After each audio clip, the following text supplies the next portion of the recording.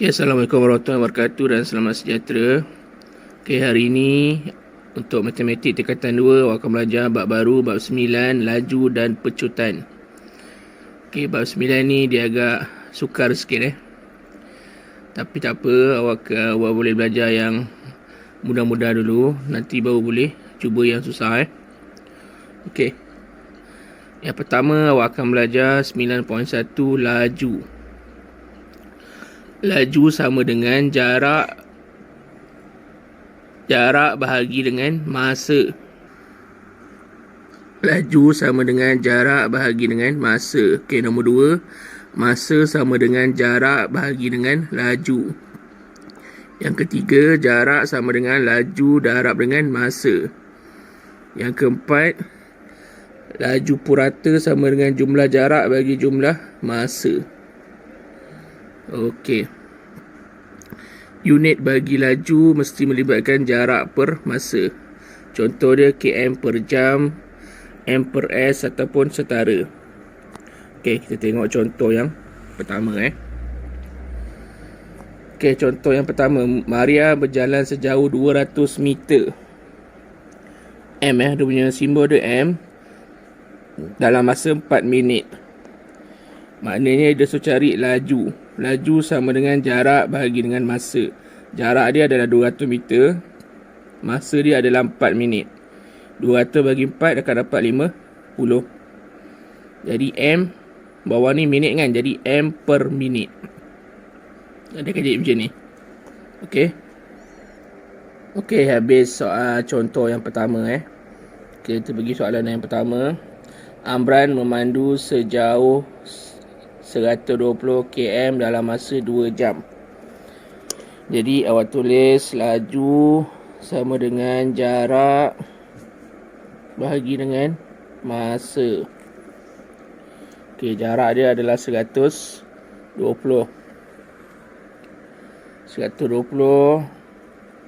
km per dengan 2 jam. Jadi awak akan dapat berapa kalau kira ni? 120 bagi 2, tekan kalkulator akan dapat 60. Yang ni km, yang ni jam. Jadi km per dengan jam. Dia akan jadi macam ni, km per jam.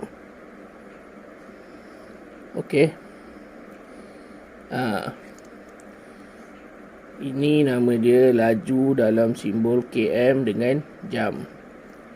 Jadi dia punya unit dia semua berubah ikut soalan lah.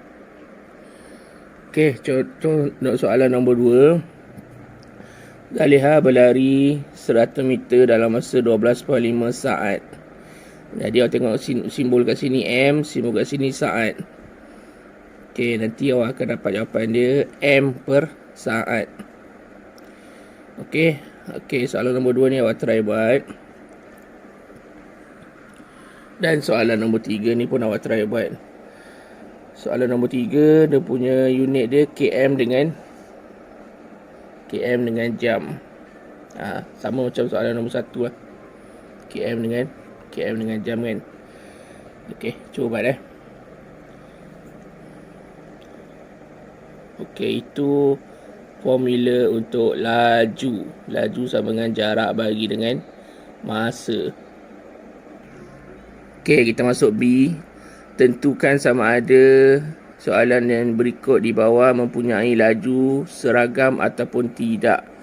Apa maksud laju seragam?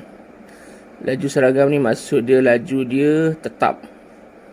Laju dia, nilai dia tetap. Kalau 30 laju dia 30 je. Kalau 40 40. Kalau 50 50. Kita tengok contoh Tengok contoh. Sebuah kereta bergerak sejauh 160 km dalam masa 2 jam pertama dan 90 km dalam 1 jam berikutnya. So tentukan dia adalah laju seragam ataupun tidak. Jadi mula-mula awak ambil yang 160, jarak dia bahagi dengan masa dia 2 jam. Laju 2 jam yang pertama 120 bagi dengan 2 jam. Awak akan dapat kelajuan dia 80 km per jam. Okey, yang kedua 90 km dengan 1 jam kan. Okey, yang kedua 90 km bahagi dengan 1 jam. Awak akan dapat 90 km per jam. Jadi sini 80, sini 90. Okey, sama ke tak? Kalau tak sama, maka dia adalah bukan laju seragam. Laju kereta adalah tidak seragam. Ini jawapan akhir dia. Okey.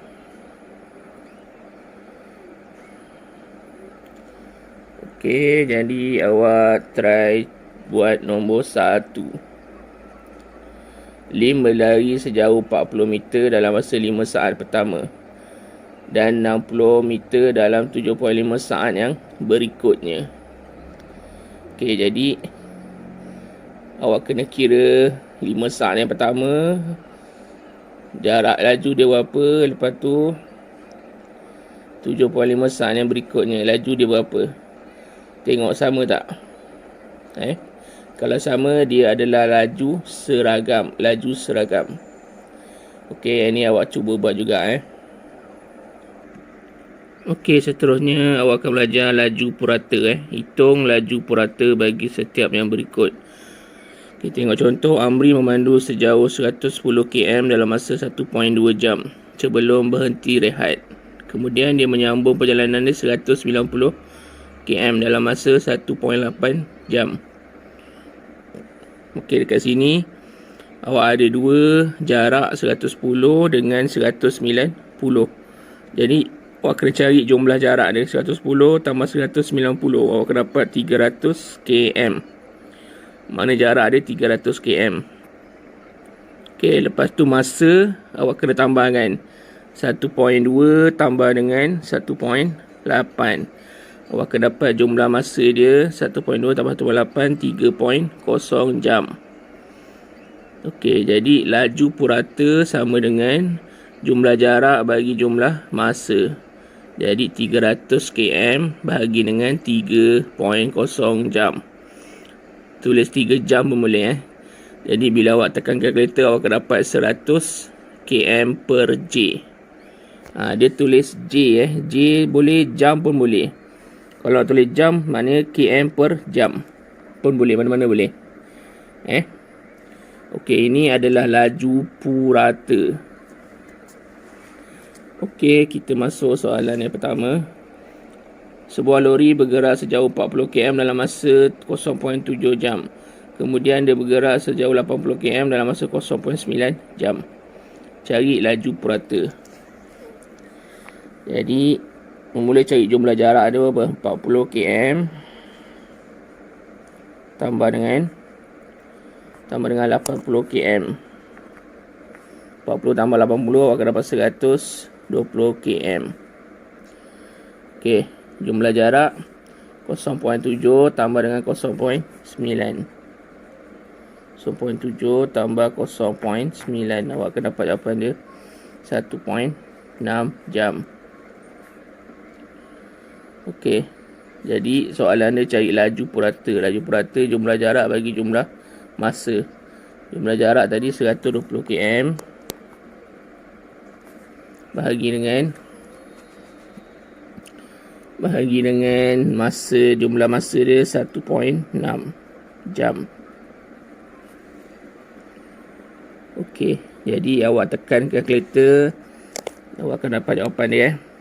Jawapan dia km per jam. Okey.